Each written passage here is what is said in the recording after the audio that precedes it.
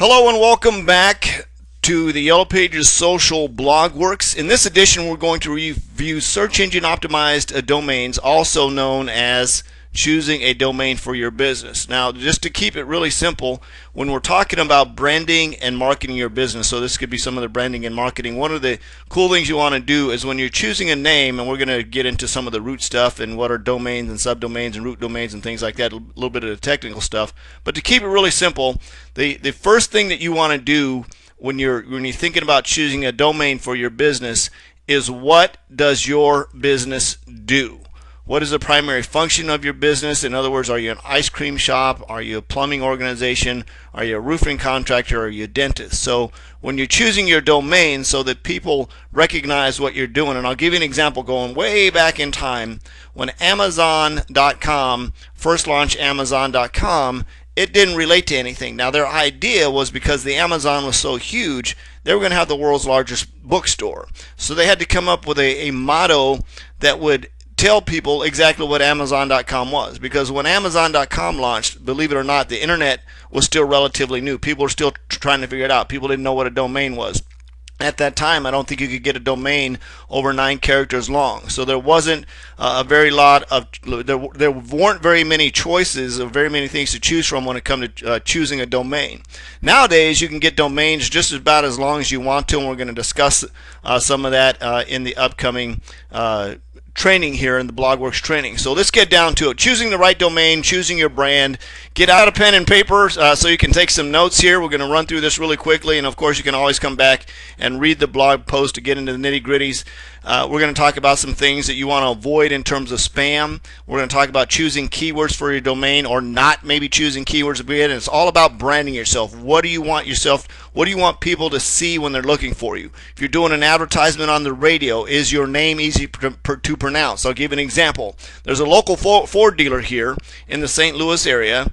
Their name is Sunset Ford. Now, both of those words put together are relatively easy. Now, several years ago, the domain Sunset Ford was actually purchased and owned by a Ford company out in Arizona somewhere or something, and the local Ford dealer had to do sunset-ford.com. So all of their commercials were, had sunset-ford.com in them. Now, which was a good name, because the owners of the business, their names are Hoytel.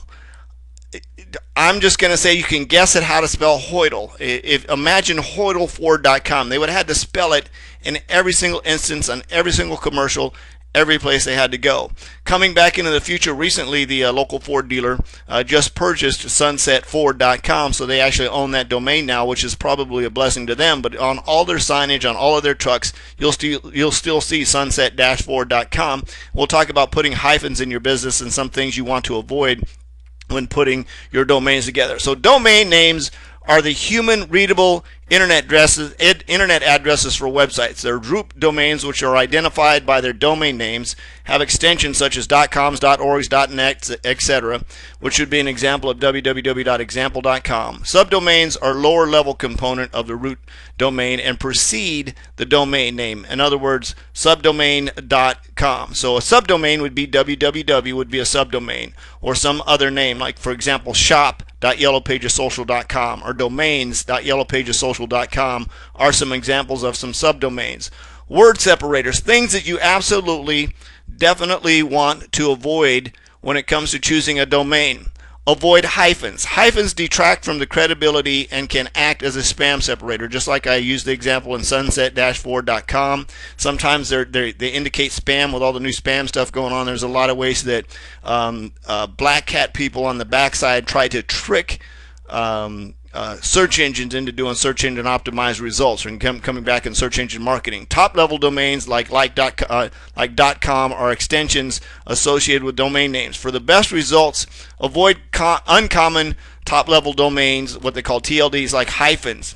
TLDs such as .info, .cc, .ws, and .name are spam indicators. So where you see these domains when somebody's using those, for example, I did a split test a little while back where we did attorneysandlawyers.com, attorneysandlawyers.net, and attorneysandlawyers.info.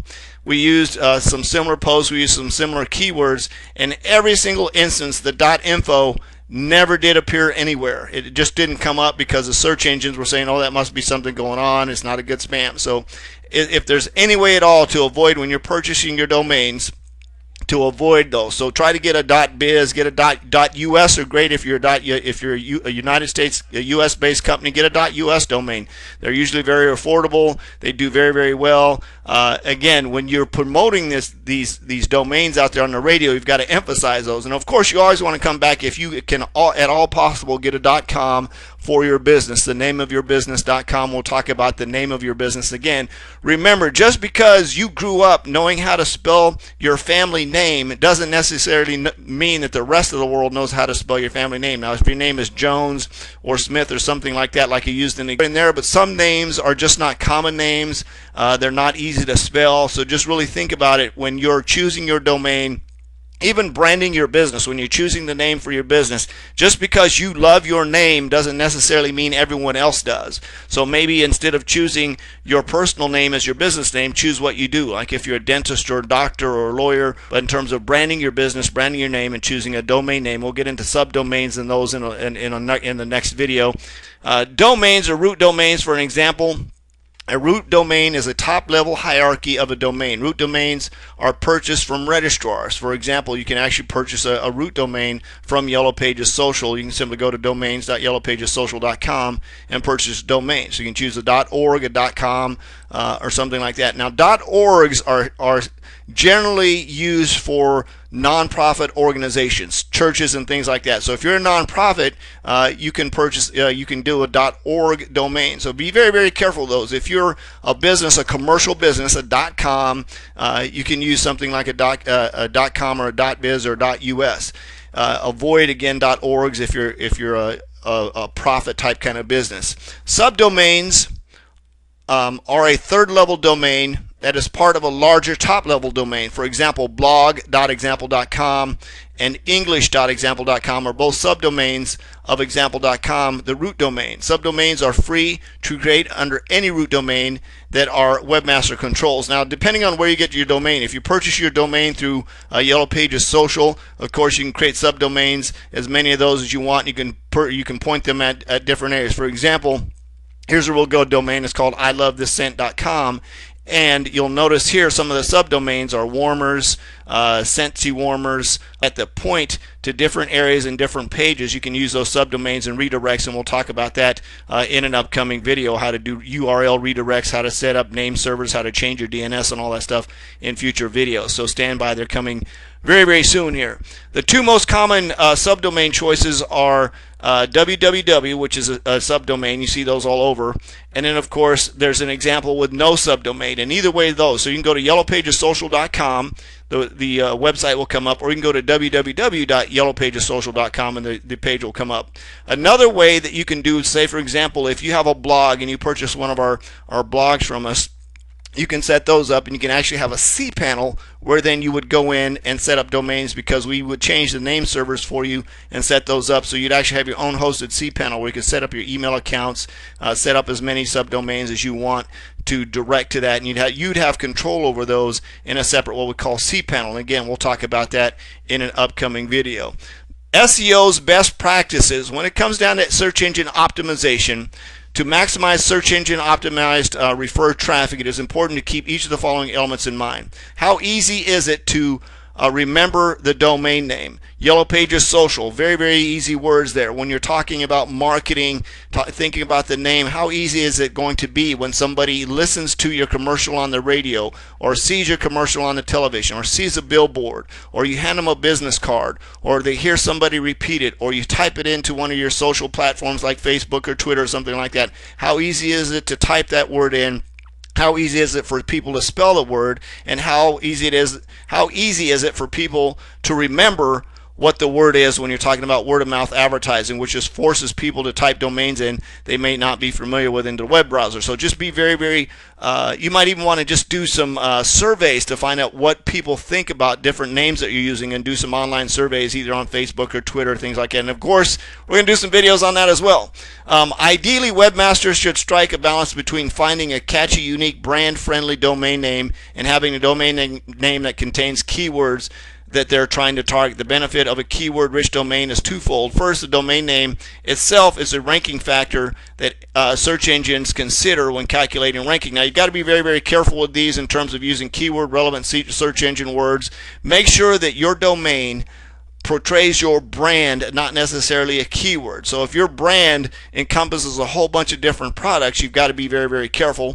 In other words, there's a company up in Idaho called Scentsy. Now they sell wax fragrances. So they could, some of their keywords might be Scentsy warmers, Scentsy wax, fragrances, room sprays, and things like that would be some of their subdomains or some of their keywords in terms of putting that together. So when you're thinking about choosing domain names, think about the keywords that are going to go into your business. Write those down, do some surveys, use Google Analytics or use Google Keywords to do some keyword research to help you choose the right domains. The next thing I want to go over is hyphens. If your domain name is 2 words, and I talked about this before, sunset-forward, you might want to separate the words with a hyphen for readability. Example, example-site.com. That said, use of hyphens also correlates highly with spammy behavior, and more than one hyphen should not be used in a domain name. For this reason, it is generally better to stick to domain names containing only 1 or 2 words.